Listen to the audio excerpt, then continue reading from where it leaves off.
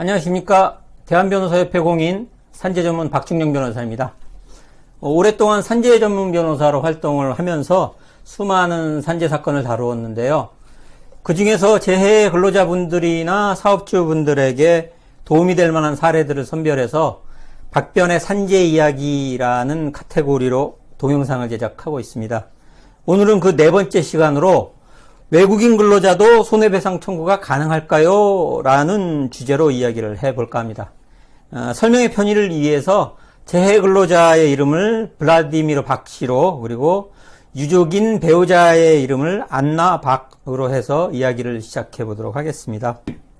우즈베키스탄 국적의 39세 고려인 블라디미르 박은 자동차 부품 생산 공장에서 일을 하다가 프레스 롤러에 압착되어 사망하는 사고를 당하였습니다.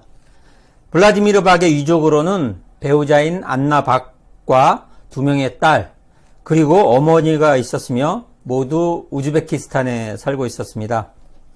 그러면 외국인 근로자의 배우자인 안나 박 씨도 산재 유족급여 신청을 할 수 있을까요?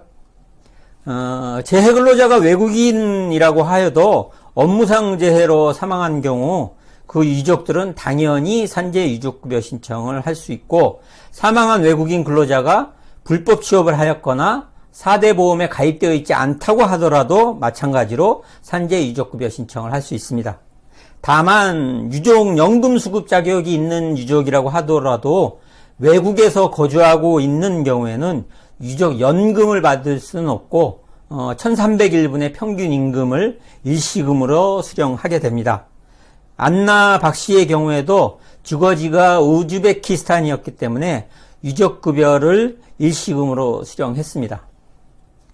그러면 안나 박 씨도 사업주에 대하여 손해배상 청구가 가능할까요? 재해 근로자의 사망에 대하여 사업주의 고의 또는 과실이 인정되는 경우에는 외국 국적의 근로자라도 당연히 손해배상 청구가 가능합니다. 그런데 외국인 근로자의 손해배상액을 산정할 때 일실 손해액 산정의 기준이 되는 재해 근로자의 급여는 그 외국인 근로자가 국내에 거주 가능한 기간까지는 국내 급여를 기준으로 하지만 그 이후의 급여는 재해 근로자의 본국의 급여가 기준이 됩니다. 블라디미르 박의 장래 일실 손해액을 산정할 때도 블라디미르 박의 비자 기간까지는 국내 급여를 기준으로 했지만 그 이후에는 우즈베키스탄의 일용 노임을 기준으로 할 수밖에 없었습니다. 다만 외국 국적의 근로자라고 하더라도 국내에 영주권이 있는 경우에는 마찬가지로 65세까지 국내 급여를 기준으로 합니다. 이 점은 참고하시기 바랍니다. 그러면 손해배상액은 어떻게 산정하고 외국인 근로자의 경우 산정 방법에 차이가 있을까요? 이와 관련해서 손해배상액은 크게 적극적 손해, 소극적 손해, 정신적 손해에 대한 배상을 청구할 수 있습니다. 첫 번째 적극적 손해는 병원비나 장례비와 같이 사고와 관련해서 피해자가 직접 지출한 비용을 말합니다. 그런데 산재 사망의 경우에는 병원비가 별도로 들지는 않을 것이고 장례비의 경우에는 근로복지공단에서 지급이 되기 때문에 별도로 청구하지는 않게 됩니다. 두 번째 소극적 손해란 사망 근로자가 죽지 않았다면 가동기간까지 받을 수 있는 급여 등을 말합니다.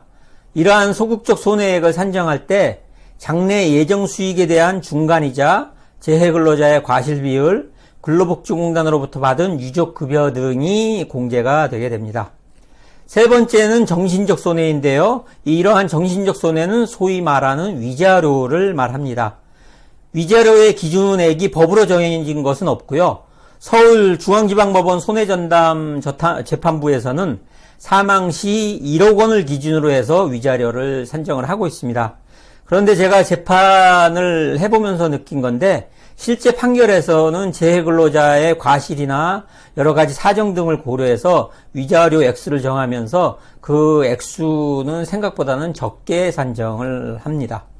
또한 외국인 근로자의 경우에는 위자료 산정 시에도 본국의 급여 정도가 고려되기 때문에 내국인 근로자보다 더 적게 산정되는 경우가 있습니다. 이렇게 산정된 손해배상액은 재해 근로자의 유족들에게 민법상의 상속 비율에 따라서 상속이 되는데요.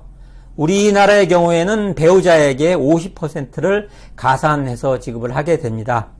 그런데 외국인 근로자의 경우에는 본국의 민법이 적용되는데 우즈베키스탄 민법의 경우 배우자, 자식, 부모에게 모두 균등한 상속 비율로 상속되도록 규정되어 있습니다.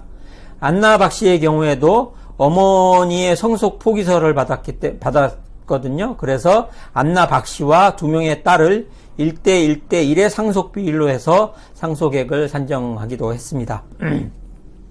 이상 외국인 근로자도 손해배상 청구가 가능할까요? 라는 주제로 이야기를 해보았습니다. 산재 사망 시의 손해배상 청구와 관련해서 추가적으로 궁금하신 점 있으시면 상담 전화로 전화 주시기 바랍니다. 더 자세하게 상담해 드리도록 하겠습니다. 예, 오늘은 여기까지입니다. 감사합니다.